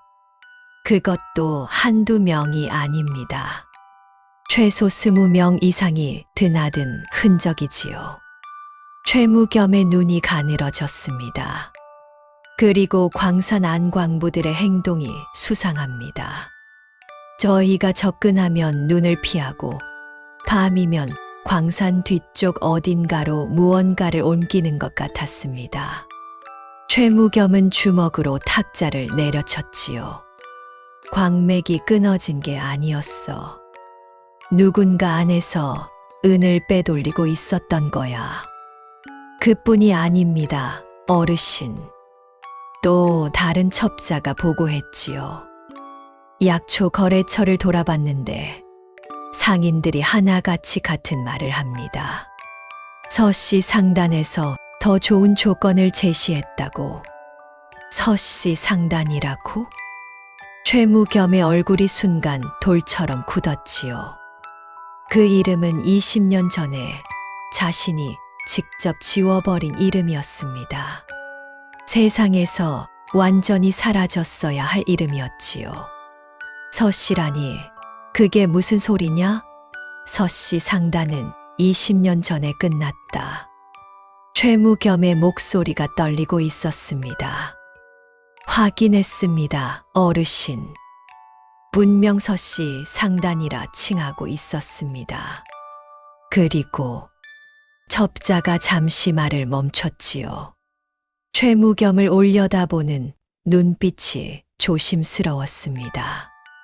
말해라. 그들을 이끄는 사람이 서대인의 후계자라고 합니다. 방 안에 침묵이 내려앉았지요. 최무겸은 의자에 털썩 주저앉았습니다. 얼굴에서 핏기가 사라졌지요. 불가능하다. 서대인의 혈육은 모두 죽었어. 내가 직접. 최무겸은 말을 끊었습니다. 도현이 옆에 서 있었지요. 최무겸은 아들을 향해 고개를 돌렸습니다. 도현아, 네, 아버지, 내 아내 연주 말이다. 그 계집의 성이 뭐였느냐? 도현의 얼굴이 하얗게 변했지요. 서씨였습니다. 최무겸은 두 눈을 감았습니다. 양손으로 얼굴을 감쌌지요. 한참 동안 아무 말도 하지 않았습니다. 아버지? 산에서 확실히 처리한 거냐? 그냥 두고 왔습니다. 만삭의 몸으로 눈보라 치는 산속에 버렸으니 살아남을 수가. 이 멍청한 놈. 최무겸이 벌떡 일어나 소리쳤지요. 탁자 위의 찻잔이 바닥으로 떨어져 깨졌습니다. 직접 죽이지 않고 그냥 버렸단 말이냐? 그것이 서대인의 딸이었을 수도 있는데. 도현은 고개를 숙인 채 입을 열지 못했지요. 최무겸은 방 안을 서성거렸습니다. 이마에 땀이 맺혔지요. 아직 늦지 않았다. 그 계집이 어디에 있는지 찾아내야 한다. 찾아서 이번에는 확실히 사람을 보내겠습니다, 아버지. 도현이 급히 나갔지요. 최무겸은 홀로 남아 창밖을 바라봤습니다. 손이 떨리고 있었지요. 20년 전의 일이 머릿속에서 되살아났습니다. 서대인의 마지막 눈빛이 떠올랐지요. 독을 마시기 직전 서대인이 했던 말. 무겸아, 하늘이 보고 있다. 최무겸은 고개를 저었습니다. 하늘은 아무것도 보지 않는다고 20년 동안 그렇게 믿어왔지요. 하지만 지금 그 확신이 흔들리고 있었습니다. 도현은 날랜 무사 10명을 이끌고 산속을 뒤지기 시작했지요. 연주가 버려졌던 절벽 주변을 먼저 수색했습니다. 여기에 사람이 있었던 흔적이 있습니다. 도련님. 무사 하나가 바위 틈 근처에서 외쳤지요. 바위 밑에 누군가 웅크리고 있었던 자국이 남아 있었습니다. 그리고 그 앞 눈밭에 여러 사람의 발자국과 말발굽 자국이 있었지요. 봄이 와서 눈이 녹고 있었지만 아직 완전히 사라지지는 않았습니다. 누군가 데려갔군. 도현이 이를 악물었지요. 발자국을 따라가라. 무사들이 발자국을 추적했습니다. 하지만 산 아래로 내려가자 눈이 이미 녹아 흔적이 사라져 있었지요. 더 이상 추적할 수 없었습니다. 주변 마을을 뒤져라. 낯선 사람들이 드나든 곳이 있는지 알아봐라. 도현은 마을마다 사람을 풀었지요. 하지만 김무진은 이미 대비해 두고 있었습니다. 석굴은 절벽 뒤에 숨겨져 있었고 입구는 바위 틈으로 위장되어 있었지요. 무사들은 평소에 주막 주인, 나무꾼, 약초꾼으로 변장하고 있었습니다. 도현의 무사들이 주변을 수색할 때마다 김무진은 미리 정보를 입수하고 사람들을 숨겼지요. 도련님, 아무 흔적도 찾지 못했습니다. 무사들이 빈손으로 돌아왔습니다. 쓸모없는 것들. 도현이 소리쳤지요. 하지만 어찌할 도리가 없었습니다. 이 소식은 석굴에도 전해졌습니다. 아씨, 최도현이 무사 10명을 이끌고 산을 뒤지고 있습니다. 김무진이 보고했지요. 연주는 요람 옆에 앉아 아기에게 젖을 먹이고 있었습니다. 표정이 변하지 않았지요. 찾아내던가요? 아닙니다. 석굴의 위치는 들키지 않았습니다. 그들이 찾아낼 리 없습니다. 이 석굴은 아버지가 만든 곳이니까요. 연주는 조용히 미소를 지었지요. 하지만 그 미소는 금세 사라졌습니다. 하지만 시간이 없습니다. 최무겸이 눈치채기 시작했으니 머지않아 더 많은 사람을 보낼 것이고 관아에도 손을 쓸 수 있습니다. 그렇다면 더 기다릴 이유가 없습니다. 연주가 아기를 요람에 내려놓고 일어섰지요. 제가 직접 움직이겠습니다. 김무진의 눈이 커졌습니다. 아씨, 아직이 아닙니다. 연주가 손을 들어 말렸지요. 최무겸이 먼저 움직이기 전에 우리가 먼저 끝내야 합니다. 증거 문서는 이미 준비되어 있습니다. 관아에 제출할 고발장도 작성을 마쳤지요. 이제 남은 것은 단 하나입니다.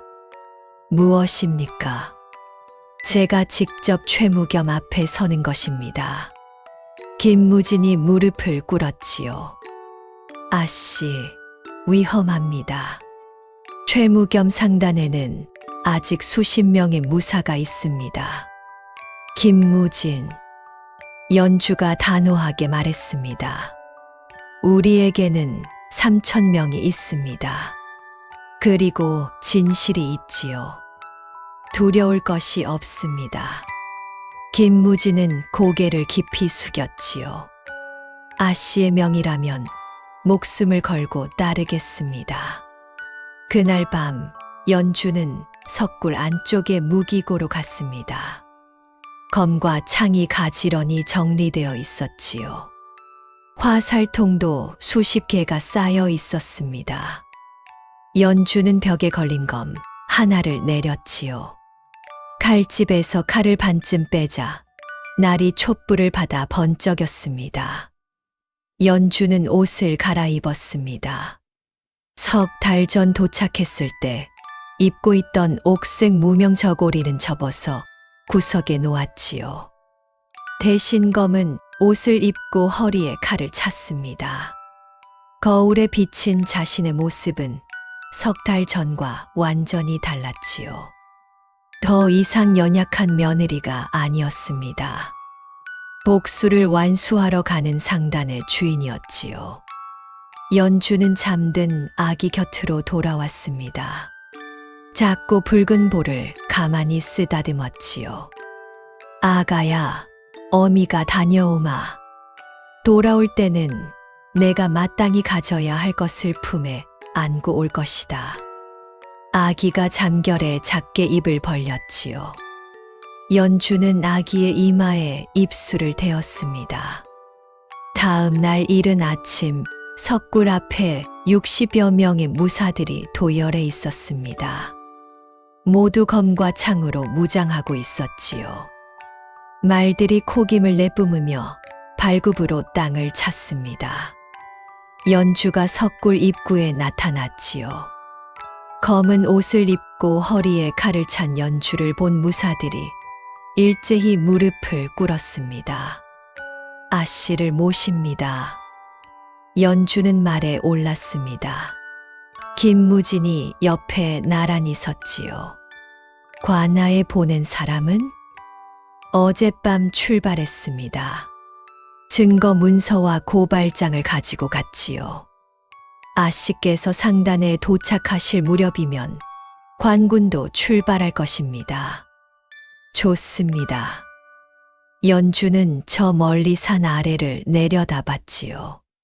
최무겸 상단이 있는 마을이 눈앞에 보였습니다. 석 달 전 자신이 죽음을 향해 떠났던 그 마을이었습니다. 출발합니다. 연주가 고삐를 잡았지요. 60여 명의 무사들이 일제히 말에 올랐습니다. 말발굽 소리가 산을 울렸지요. 봄바람이 연주의 머리카락을 날렸습니다. 앞만 바라보는 연주의 눈빛은 차갑고 단단했지요. 석 달 전 이 산길을 가마에 실려 올라왔습니다. 떨고 울고 매달렸지요. 하지만 오늘은 달랐습니다. 오늘은 말 위에서 칼을 차고 3,000명의 무사를 등에 업고 내려가는 것이었지요. 한 걸음 한 걸음 산을 내려갈수록 최무겸 상단의 기와 지붕이 점점 크게 보였습니다. 일행은 천천히 마을로 들어갔습니다. 아침장을 보러 나온 사람들이 무사 집단을 보고 놀라 길을 비켰지요. 수군거리는 소리가 사방에서 들렸습니다. 저 사람들은 누구지? 무슨 일이 벌어지는 거야? 선두에 여자가 타고 있어. 검은 옷을 입은. 연주는 고개를 들고 앞만 바라보며 말을 몰았습니다. 익숙한 길이었지요. 이 길을 따라 시집왔던 날이 떠올랐습니다. 붉은 원삼을 입고 가마에 실려왔던 그날. 눈물을 삼키며 들어섰던 그 대문이 저 앞에 보였지요. 최무겸 상단의 대문이었습니다. 거대한 기와집이었지요. 대문 앞에 서니 그 위압감이 느껴졌습니다. 하지만 연주는 더 이상 주눅 들지 않았지요. 문을 여시오. 김무진이 큰 소리로 외쳤습니다. 대문을 지키던 문지기들이 깜짝 놀라 뛰어나왔지요. 누구시오? 문을 열어라. 주인을 만나러 왔다. 김무진의 목소리는 위압적이었습니다. 60여 명의 무사들이 뒤에 도열해 있었지요. 문지기들은 겁에 질려 안으로 뛰어 들어갔습니다. 대청에서 최무겸과 도현이 급히 밖으로 나왔지요. 정씨 부인도 안채에서 황급히 달려왔습니다. 그들이 대문 밖을 보는 순간 모두 얼굴이 하얗게 질렸지요. 말 위에 앉은 연주가 보였기 때문이었습니다. 연주. 도현의 입에서 신음 같은 소리가 새어 나왔지요. 저것이 어찌. 정씨 부인이 뒤로 비틀거렸습니다. 연주는 천천히 말에서 내렸지요. 그리고 당당히 대문 안으로 걸어 들어왔습니다. 김무진과 무사들이 그 뒤를 따랐지요. 무사들의 칼집이 찰그럭거리는 소리가 마당에 울렸습니다.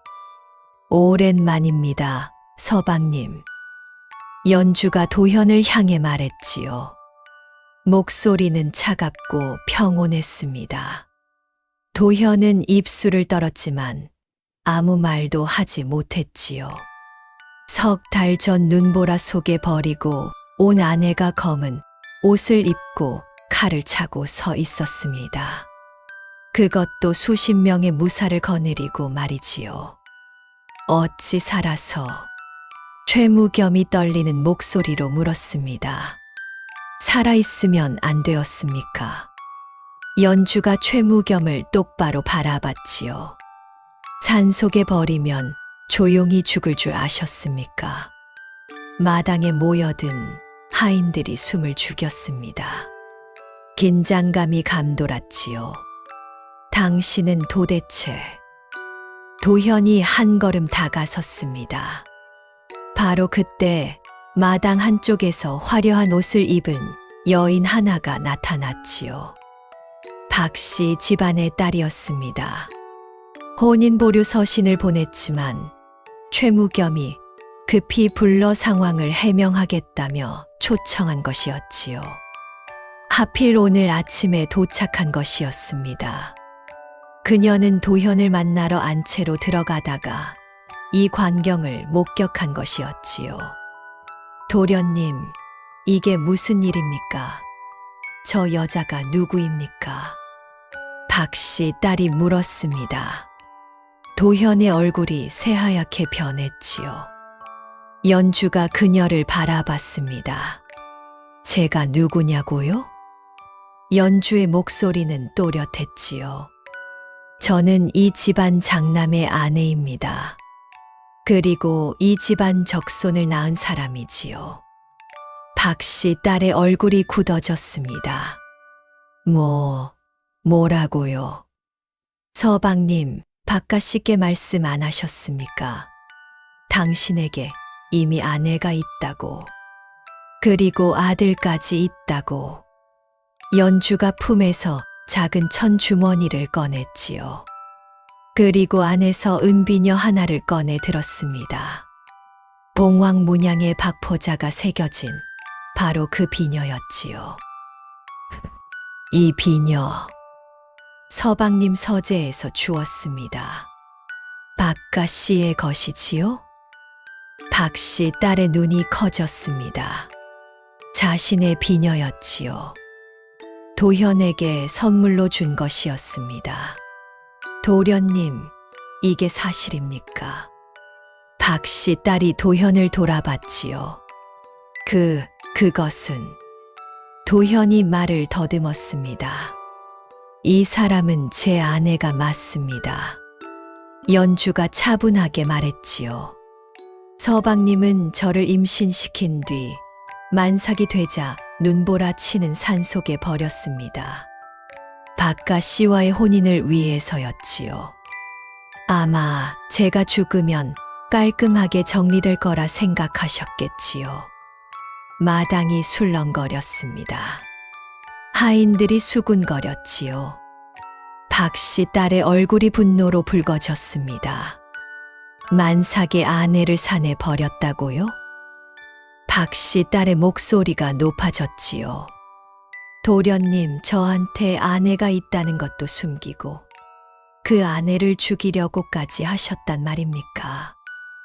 도현은 입을 열지 못했습니다. 고개를 숙인 채 서 있을 뿐이었지요. 다시는 얼굴 보지 맙시다. 박 씨 딸은 치맛자락을 휘날리며 돌아섰지요. 그녀는 그대로 대문 밖으로 뛰쳐나갔습니다. 도현은 그 뒷모습을 멍하니 바라봤지요. 모든 것이 무너지는 순간이었습니다. 연주는 천천히 대청 쪽으로 걸어갔습니다. 하인들이 양쪽으로 비켜섰지요. 아무도 막지 못했습니다. 아무도 막을 수 없었지요. 연주는 대청 위로 올라갔습니다. 그리고 당당히 서서 최무겸을 내려다봤지요. 최무겸. 연주가 그의 이름을 불렀습니다. 당신이 20년 전에 누구를 배신했는지 기억하십니까? 최무겸의 얼굴이 굳어졌지요. 서대인. 그렇습니다. 서대인. 제 아버지입니다. 연주의 목소리가 대청에 울려 퍼졌습니다. 마당의 모든 사람들이 숨을 죽였지요. 당신은 아버지의 수하였습니다. 아버지가 가난한 광부의 아들이던 당신을 직접 뽑아 키우셨지요. 은광 관리를 맡기셨습니다. 그런 당신이 아버지를 배신했습니다. 연주의 목소리는 떨리지 않았지요. 차갑고 또렷했습니다. 거짓 역모를 고변하고 증거를 조작하고 아버지를 역적으로 몰았습니다. 그리고 아버지의 모든 광산을 빼앗았지요. 최무겸이 뒤로 비틀거렸습니다. 아니다. 그것은 증거가 있습니다. 김무진이 앞으로 나섰지요. 그는 품속에서 두툼한 서류 뭉치를 꺼냈습니다. 이것은 서대인께서 남기신 문서들입니다. 김무진이 서류들을 바닥에 펼쳐 놓았지요. 광산 증서입니다. 이 5개 광산 모두 서대인 명의로 되어 있지요. 최무겸이 위조한 양도 문서와 대조하면 필적이 다르다는 것을 알 수 있습니다. 김무진이 첫 번째 문서를 가리켰지요. 이것은 거래 장부입니다. 서대인이 직접 기록한 것이지요. 광산의 수입과 지출이 상세히 적혀 있습니다. 최무겸이 수하였던 시절 그의 급료 명세도 있지요. 두 번째 문서를 펼쳤습니다. 그리고 이것이 가장 중요한 것입니다. 김무진이 세 번째 문서를 들어 올렸지요. 역모 고변의 증거로 제출되었던 서찰의 원본입니다. 서대인께서 미리 사본을 만들어 두셨지요. 이 서찰은 최무겸이 조작한 것입니다. 필적 감정을 하면 서대인의 글씨가 아니라는 것이 밝혀질 것입니다. 최무겸의 다리가 풀렸지요. 그 자리에 주저앉았습니다. 이 증거들은 이미 관아에도 제출되었습니다. 김무진의 말이 끝나기도 전에 대문 밖에서 말발굽 소리가 들렸지요. 관복을 입은 관리들이 관군을 이끌고 들어왔습니다. 최무겸은 어디 있느냐? 선두의 관리가 큰 소리로 외쳤지요. 역적의 재산을 가로챈 죄, 문서를 위조한 죄, 무고한 사람을 해하려 한 죄로 체포한다. 관군들이 우르르 몰려들어 최무겸을 둘러쌌습니다. 잠깐, 이것은 오해입니다. 최무겸이 외쳤지요. 하지만 관군들은 이미 그의 팔을 붙들었습니다. 여보. 정씨 부인이 비명을 지르며 달려왔지요. 하지만 그녀도 관군에게 붙들렸습니다. 놓으시오. 내가 누군지 알고 이 손 놓으란 말이야. 정씨 부인이 발버둥을 쳤지요. 하지만 관군의 손을 뿌리칠 수 없었습니다. 금비녀가 땅에 떨어졌습니다. 진홍색 비단 저고리의 소매가 찢어졌지요. 화려한 치장이 순식간에 흐트러졌습니다. 도현은 그 광경을 멍하니 바라보고 있었지요. 다리에 힘이 풀려 그 자리에 주저앉았습니다. 최무겸이 끌려가는 것을 지켜본 연주는 천천히 대청에서 내려왔습니다. 그리고 도현 앞에 섰지요. 도현은 고개를 들어 연주를 올려다봤습니다. 그의 눈에는 눈물이 고여 있었지요. 연주, 나는 더 이상 할 말이 없습니다. 연주가 차갑게 말했지요. 당신이 저를 버린 그날 모든 것이 끝났습니다. 도현이 고개를 숙였지요. 어깨가 떨리고 있었습니다. 입술이 파르르 떨렸지만 끝내 아무 말도 하지 못했습니다. 연주는 잠시 그를 내려다봤지요. 석 달 전까지만 해도 이 사람은 자신의 남편이었습니다. 비록 사랑은 없었지만 그래도 아이의 아버지였지요. 하지만 지금 연주의 마음에는 아무런 미련도 남아있지 않았습니다. 서방님, 연주가 마지막으로 입을 열었지요. 눈보라 치는 산속에서 저는 서방님께 물었습니다. 저를 사랑하신 적이 있습니까? 라고. 그때 서방님은 대답하지 않으셨지요. 도현의 어깨가 더 움츠러들었습니다. 이제는 대답하지 않으셔도 됩니다. 저도 더 이상 묻지 않을 것이니까요. 연주는 돌아섰지요. 그리고 마당을 가로질러 걸어갔습니다. 대문 밖에서 늙은 유모가 아기를 안고 기다리고 있었지요. 연주는 아기를 받아 안았습니다. 아기가 작은 손을 뻗어 어머니의 얼굴을 만졌지요. 아가야, 이제 우리는 자유란다. 연주가 조용히 말했습니다. 그날 저녁 관아에서는 최무겸 일가의 재산 몰수가 결정되었지요. 증거는 명백했습니다. 광산 증서의 위조, 거래 장부의 불일치, 영모 고변 서찰의 필적 차이. 모든 것이 최무겸의 범행을 가리키고 있었지요. 그리고 서대인의 명예가 회복되었습니다. 20년 만이었지요. 역적의 누명이 벗겨지고 모든 광산과 무역로는 정당한 후계자인 연주에게 돌아왔습니다. 연주는 옛날 아버지가 머물렀던 저택으로 돌아왔지요. 20년 만에 다시 찾은 집이었습니다. 저택은 비어 있었지만 허물어지지는 않았지요. 누군가 몰래 관리해 온 흔적이 있었습니다. 저희가 틈틈이 보수했습니다. 김무진이 낮은 목소리로 말했지요. 눈가가 붉어져 있었습니다. 20년 동안 언젠가 아씨께서 돌아오실 날을 기다리며 저택 마당에는 오래된 느티나무가 서 있었습니다. 아버지가 살아 계실 때부터 있던 나무였지요. 가지가 넓게 퍼져 마당에 그늘을 들이우고 있었습니다. 봄바람에 새 잎들이 살랑거렸지요. 연주는 그 나무 아래 서서 하늘을 올려다봤습니다. 아버지, 다 끝났습니다. 연주가 조용히 말했지요. 이제 아버지께서 빼앗기셨던 모든 것을 되찾았습니다. 아버지의 이름도, 광산도, 상단도, 그리고 아버지가 남기신 사람들도 이제 다시 서씨 상단에 이름 아래 모였습니다.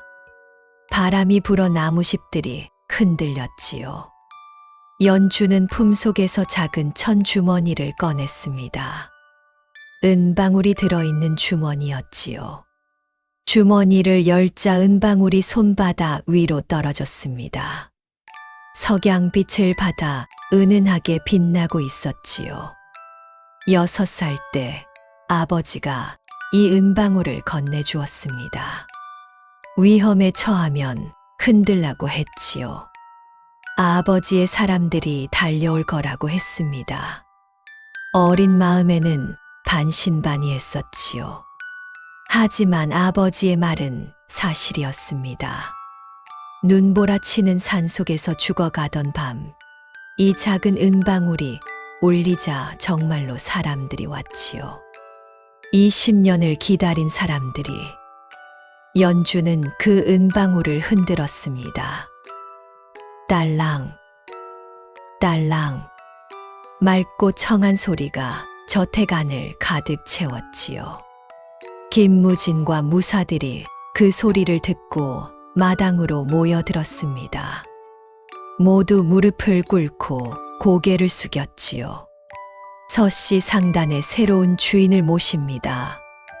우렁찬 목소리가 하늘로 울려 퍼졌습니다. 연주는 은방울을 가슴에 꼭 안았지요. 그리고 아기를 안은 채 저택 안으로 걸어 들어갔습니다. 아기가 작은 손을 뻗어 허공을 더듬었지요. 봄 햇살이 아기의 얼굴 위로 따뜻하게 내려앉았습니다. 버림받았던 며느리는 이제 없었습니다. 거대한 상단을 이끄는 새로운 주인이 그곳에 서 있었지요. 눈 덮인 산속에서 죽음을 기다리던 그날은 끝났습니다. 이제 새로운 시작이었지요.